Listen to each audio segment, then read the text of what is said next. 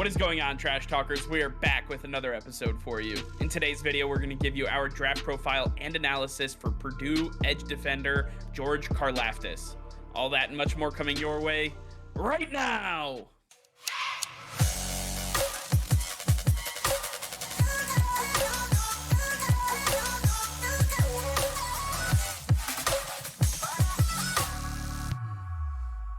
All right, before we get into today's video, be sure to hit that subscribe button and like the video as it will help us out tremendously. So sit back, relax, and enjoy today's video. All right, Nick, as the clock ticks toward April's draft, we have another draft profile to get to. Today, we're going to be talking about Purdue defensive end George Karlaftis. Karlaftis, one of the big names coming off the edge in this draft class, somebody that most people are already aware of, but let's dive into his draft profile a little bit. Karlaftis, when you take a look at the tape, 6'4", 275, of just absolutely mammoth human being on the edge, one of the bigger defensive ends that we have in this draft class. PFF has him ranked as the number 3 edge defender, and his pro comp for me was Trey Hendrickson. Just looking at the way this guy played, his ability to set the edge and really get after quarterbacks in the passing game just reminded me so much of the big time free agent. So I really like Trey Hendrickson, and I really like what Karlaftis has to offer. I think that they remind me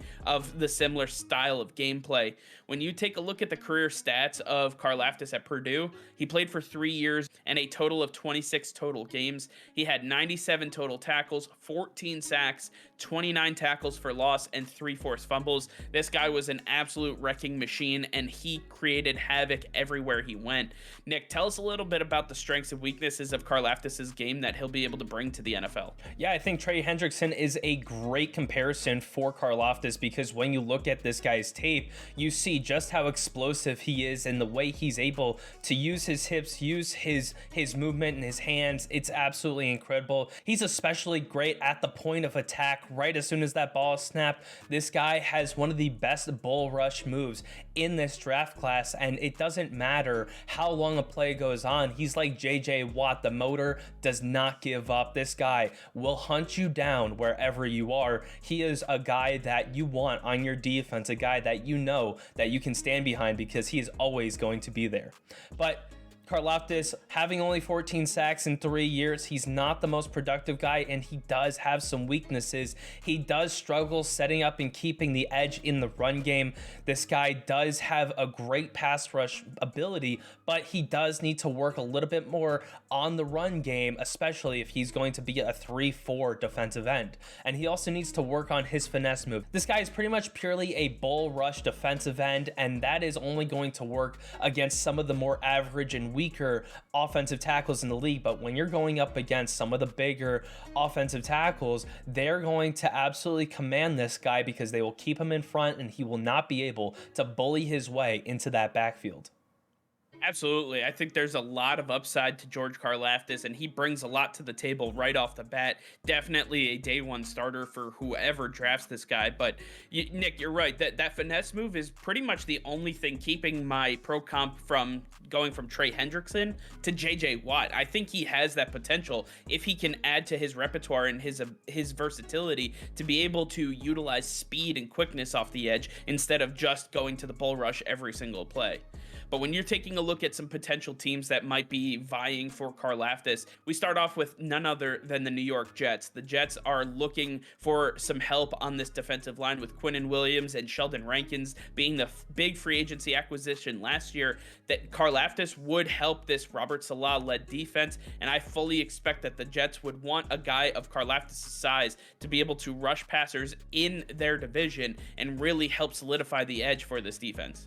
Another team to look at would be the Baltimore Ravens. They like to go with a bigger set of guys on that defensive line, running more of a 3-4 package, and Karlaftis fits that. With Derek Wolfe having his injury history, Karlaftis would fit this scheme very well, and with that pass rush from the linebacker position, I think that would be a perfect pairing.